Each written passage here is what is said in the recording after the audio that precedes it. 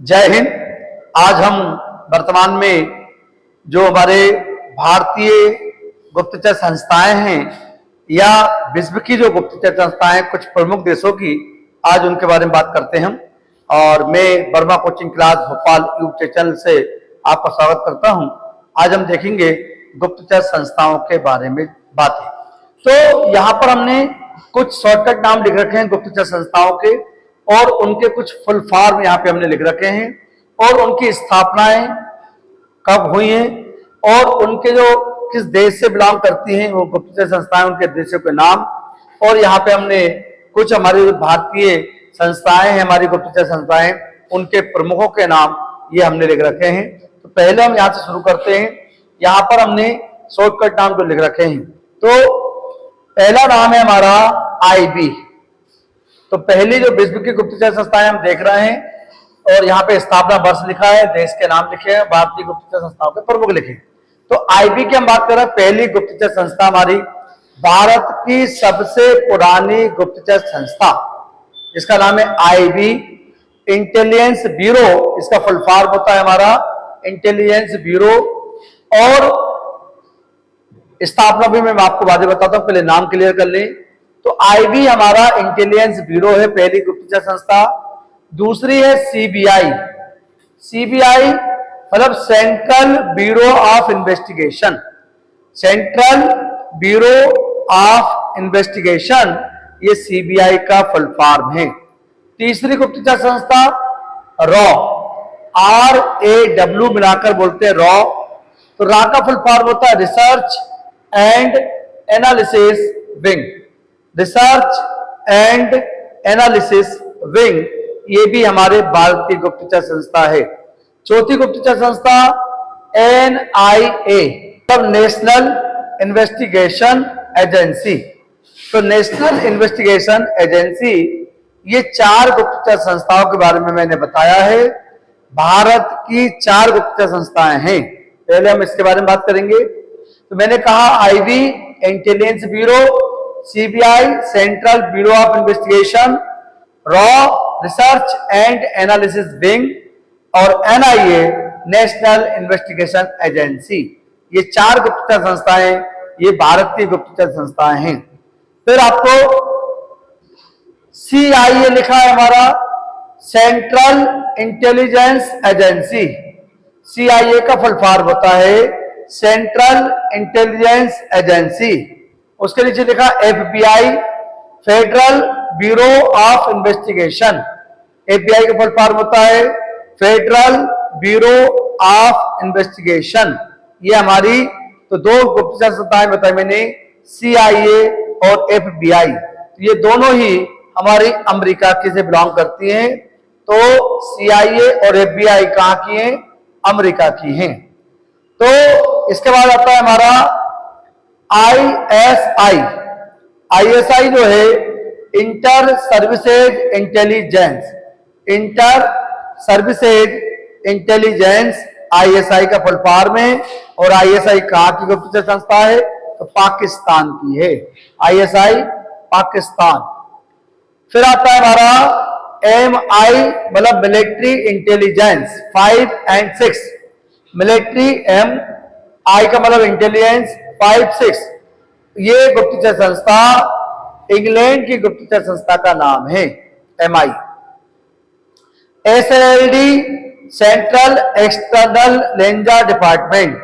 तो central external ranger department, ये चीन की गुप्तचर संस्था का नाम है हमारा। ओके। फिर आता है हमारा KGB। तो इसका जो फुल फॉर्म होता है KGB का, कौमी के बो सुद रस्त इस्तेबनोई। बो सुद रस्त इस्तेबनोई बेजो पास्तनो सती, ये KGB का फुल फॉर्म है हमारा। और GRU, ये भी रूस की ही गुप्तचर संस्था है। तो दो गुप्तचर संस्थाएं हैं रूस की, KGB और GRU। तो KGB का फुल फॉर्म मैंने बताया, GRU, दोनों गुप्तचर संस्थाएं कहाँ की हैं? ये रूस की हैं। अगला आता है हमारा सिक्योरिटी इंटेलिजेंस सर्विस, इनके फुल फॉर्म नहीं है, पूरा पूरा सीधा नाम है इनका। तो सिक्योरिटी इंटेलिजेंस सर्विस, ये कनाडा की गुप्तचर संस्था है हमारी। और bureau of state security, bureau of state security जो है दक्षिण अफ्रीका की है। फिर आता है मोसाद, मोसाद जो है इजराइल की संसद, इजराइल की गुप्तचर संस्था है। शाबाक, शाबाक हमारी ईरान की है। और मुखबरात मिस्र की है। अल मुखबरात इराक की है। और नाइचो जापान की है। और ये अलग अलग है। BND ये जर्मनी की है। और CESID ये स्पेन की है। और DGSE ये फ्रांस की है। DGSE ये फ्रांस की। 3 देशों के हमने यहां पे लिख रखा है। अब मैं आपको एक एक के नाम, एक एक की स्थापना और एक एक के देश के बारे में हम बात करेंगे। फिर से रिवाइज कर रहे हैं। IB इंटेलिजेंस ब्यूरो, देखिए 23 दिसंबर 1887 को IB बनी थी। मतलब अंग्रेजों के जमाने में इंटेलिजेंस ब्यूरो की स्थापना की गई थी। तारीख थी हमारी 23 दिसंबर 1887। लेकिन इसका 1920 में इसका नाम चेंज हो गया। मतलब फिर इसको IB के नाम से अब जाना जाता है। तो 1920 से ये सन हमने यहां पे लिख रखा है। IB यदि आपसे पूछता है तो IB की स्थापना कब हुई, नाम चेंज होने के बाद, तो 1920। लेकिन पहली बार IB कब बनी है, 1887 को बनी, 23 दिसंबर को। ऐसा इसका वर्णन है। इंटेलिजेंस ब्यूरो भारत की संस्था है। तो हमारे देश में 4 संस्थाएं काम करती हैं। तो पहला मैं बता रहा था IB, तो भारत की गुप्तचर संस्था है ये। और इसके जो महानिदेशक हैं या प्रमुख हम बोले, उनका नाम है तपन कुमार डेका। IB के महानिदेशक बोल दें या उनके प्रमुख बोल दें इंटेलिजेंस ब्यूरो के, कौन है? तपन कुमार डेका वर्तमान में IB के महानिदेशक हैं। और ये कब बने? 24 जून 2022। 24 जून 2022 को IB का पद किसने संभाला है? तपन कुमार डेका जी ने संभाला है। और ये IB का जो कार्यकाल होता है वो वैसे तो 2 साल के लिए चुना जाता है, लेकिन सरकार उनको एक्सटेंशन देकर 1-1 साल के लिए और बढ़ा सकती है। तो ये तपन कुमार डेका 24 जून 2022 को इन्होंने अपना पद संभाला है। ऐसे IB के पहले महानिदेशक, मतलब अभी वर्तमान में जो है उनकी बात कर रहे हैं। दूसरा हमारी संस्था है CBI, central bureau of investigation. CBI का फुल फॉर्म होता है हमारा। और इसकी स्थापना 1 अप्रैल 1963, 1 अप्रैल 1963 को CBI की स्थापना हुई। और CBI जो कि भारत की गुप्तचर संस्था है ये, और इसके जो महानिदेशक हैं उनका नाम है प्रवीण सूद। प्रवीण सूद साहब 25 मई 2023 को सेवानिवृत्त हो रहे थे सुबोध जायसवाल जी। पूरा नाम है सुबोध कुमार जायसवाल, जो कि CBI के महानिदेशक थे। उनका कार्यकाल समाप्त हुआ है 25 मई 2023 को।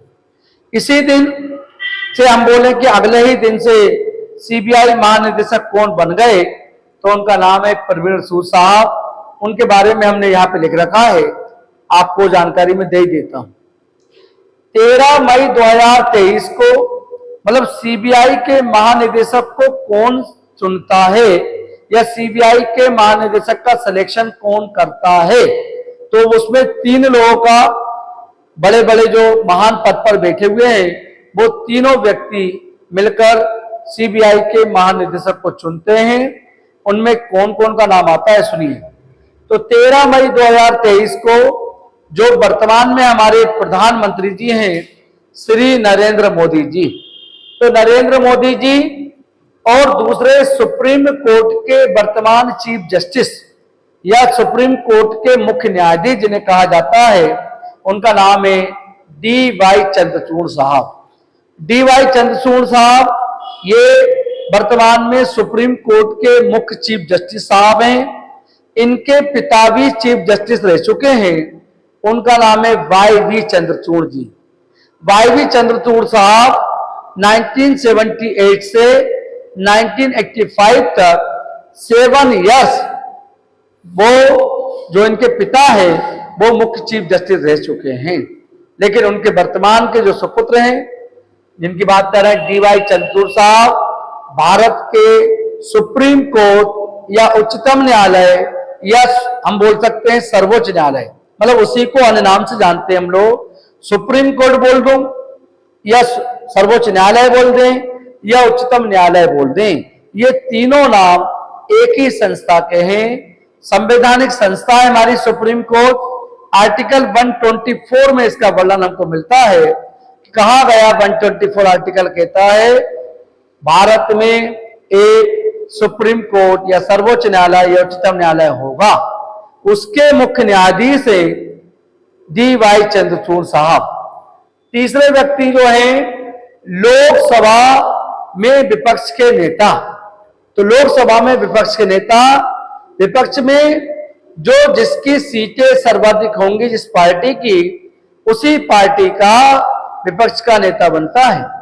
तो कांग्रेस के विपक्ष के नेता, मतलब कांग्रेस की लीडर है अभी विपक्ष में, यदि हम बात करें लोकसभा में, उनका नाम है अधीर रंजन चौधरी। तो अधीर रंजन चौधरी, तो मैं 3 नाम मैंने बताए, श्री नरेंद्र मोदी साहब, डी.वाई. चंद्रचूड़ साहब और अधीर रंजन चौधरी। ये तीनों लोगों को सीबीआई का महानिदेशक नियुक्त करने का अधिकार है, चुनने का अधिकार है। और इन तीनों ने प्रवीण सूद का नाम को सिलेक्ट किया। 14 मई 2023 को एक सरकारी आदेश के कर्नाटक के पूर्व डीजीपी हैं, ये कर्नाटक स्टेट जो है उसके पूर्व डीजीपी साहब हैं प्रवीण सूद साहब। बड़े ही माइंडेड व्यक्ति हैं, क्योंकि 25 मई 2023 को इन्होंने पद संभाला। सिलेक्शन कब हुआ उनका? 14 मई को। और 25 मई को, क्योंकि हमने कहा है सुबोध कुमार जायसवाल सेवानिवृत्त हो रहे हैं, रिटायरमेंट हुए, इसके बाद इन्होंने पद संभाला था। आईआईटी दिल्ली में इन्होंने पढ़ाई करी, इंडियन इंस्टीट्यूट ऑफ टेक्नोलॉजी, जिसका फुल फॉर्म होता है आईआईटी, दिल्ली में उन्होंने पढ़ाई करी। आईआईएम रहे, Indian institute of management, Bangalore में उन्होंने पढ़ाई करी, वहां के छात्र रहे। और न्यूयॉर्क में सायरा क्यूज विश्वविद्यालय, वहां पर भी ये पूर्व छात्र रहे वहां के। तो आईआईएम बेंगलोर, आईआईटी दिल्ली में इन्होंने एक समय बिताया और न्यूयॉर्क में भी पढ़ाई करी। ऐसे महान विद्वान व्यक्ति हैं जो प्रवीण सूद साहब, सीबीआई के महानिदेशक है वर्तमान में। ये 2 जानकारी और देता हूं। भारत में कुल कितने आईआईटी हैं? तो उसकी संख्या पूछता है तो 23, मतलब इंडियन इंस्टीट्यूट ऑफ टेक्नोलॉजी अब वर्तमान में 23। देखिए 2023 चल रहा है, तो 23 में 23 आईआईटी हमारे देश में हो गए हैं। इसको आसान भाषा में इसे याद कर सकते हैं। और भारत में कुल कितने आईआईएम हैं? इंडियन इंस्टीट्यूट ऑफ मैनेजमेंट, जो भारत में 20 आईआईएम भारत में काम कर रहे हैं। तो ये जानकारी मैंने आपको प्रवीण सूद जी के बारे में, ये कौन चुनता है, ये सारी जानकारी दी है। इसके आगे बढ़ते हैं अपन लोग। तीसरा संगठन हमारा संस्था है, गुप्तचर संस्था है रॉ। तो रिसर्च एंड एनालिसिस विंग, इसकी स्थापना 21 सितंबर 1968 को स्थापना हुई और ये भारत की गुप्तचर संस्था है। इसके जो वर्तमान महानिदेशक हैं उनका नाम है रवि सिन्हा जी। रवि सिन्हा जी कब बेटे हैं? 1 जुलाई 2023, 1 जुलाई 2023 को बैठे हुए हैं। 2 वर्ष इनका कार्यकाल रहेगा। तो रॉ के महानिदेशक का नाम है रवि सिन्हा साहब और 2 वर्ष को 1 जुलाई 2023 से 1 जुलाई 2025 तक हम बोल सकते हैं इनका कार्यकाल पद पर रहेगा। चौथी condition, national investigation agency, NIA का फुल फॉर्म है हमारा। 31 दिसंबर 2008 को एनआईए बनके तैयार हुआ, क्योंकि हमारे देश में उस टाइम पे बम विस्फोट हुए और इसके बाद ये स्थापना हुई 2008 में। भारत की संस्था है ये। और दिनकर गुप्ता जी अभी वर्तमान में एनआईए के महानिदेशक पद पर हैं, पंजाब के पूर्व डीजीपी हैं और 31 मार्च 2024 तक उनका कार्यकाल रहेगा, एनआईए प्रमुख रहेंगे। तो 4 गुप्तचर संस्थाएं मैंने भारत में बताई हैं। पहली बताइए आईबी, दूसरी सीबीआई, तीसरी रॉ, चौथी एनआईए। तो 4 हमारी भारतीय गुप्तचर संस्थाएं काम करती हैं। आगे बढ़ते हैं। सीआईए और एफबीआई, ये दोनों गुप्तचर संस्था, सेंट्रल इन्वेस्टिगेशन एजेंसी और फेडरल ब्यूरो ऑफ इन्वेस्टिगेशन, ये हमारा 2 गुप्तचर संस्थाएं हैं। ये हमारी दोनों ही अमेरिका की हैं। 18 सितंबर 1947 को स्थापना हुई सीआईए की और अमेरिका की गुप्तचर संस्था है। दूसरा हमारा FBI, federal bureau of investigation, इसकी स्थापना 26 जुलाई 1906 को हुई थी और यह भी अमेरिका की गुप्तचर संस्था है। तो 2 गुप्तचर संस्थाएं अमेरिका की, सीआईए सेंट्रल इंटेलिजेंस एजेंसी और FBI federal bureau of investigation, ये दोनों ही गुप्तचर संस्था अमेरिका की हैं। और इसके बाद आता है हमारा आईएसआई, पेपर में कई बार आया है।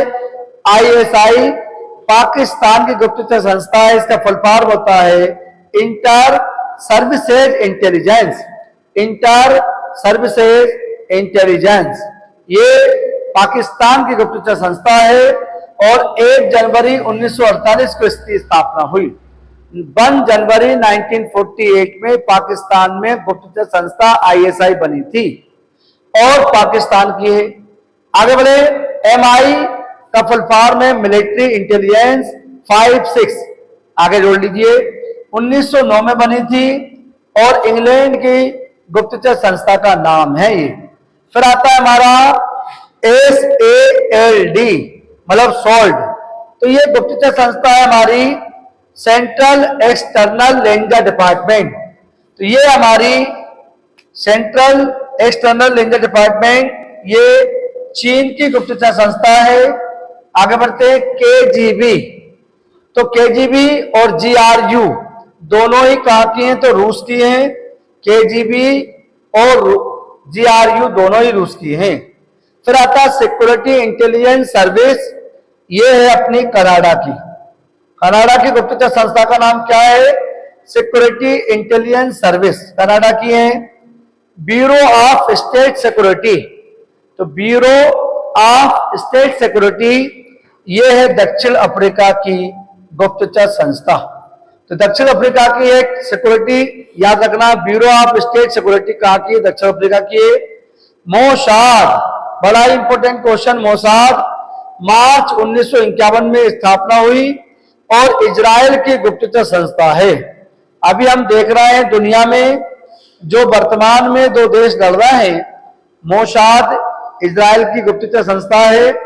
इजराइल और फिलिस्तीन, फिलिस्तीन का जो आतंकवादी संगठन है हमास, उनके बीच में ये युद्ध हो रहा है। तो इजराइल और मोसाद, जो इजराइल संस्था, मोसाद जो संस्था है गुप्तचर संस्था इजराइल की, वो उसने जानकारी जुटाकर अब अटैक हो रहा है हमास पर, फिलिस्तीन पर। ये हमारा एक अंतर्राष्ट्रीय युद्ध शुरू हो चुका है।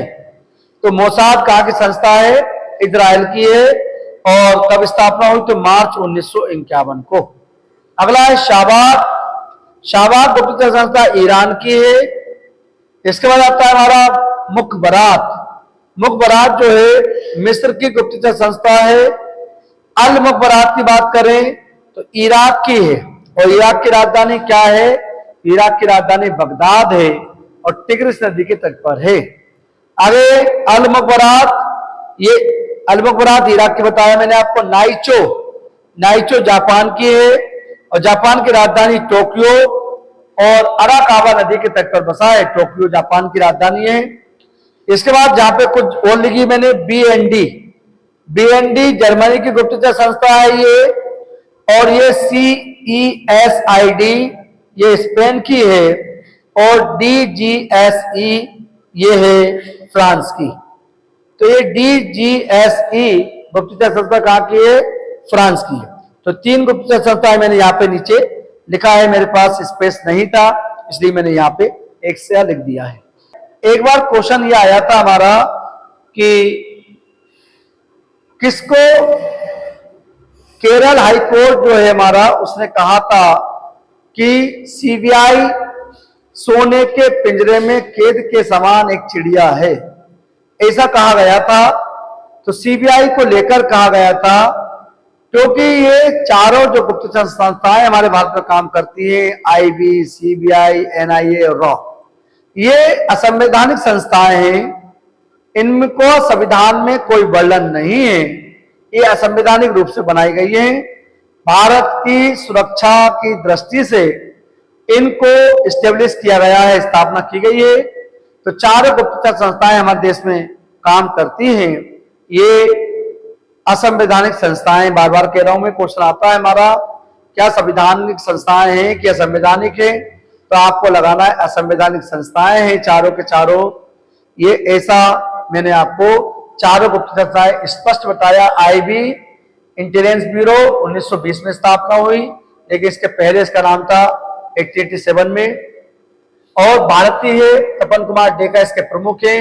CBI central bureau of investigation 1 अप्रैल 1963 को स्थापना हुई, भारत की है सूद।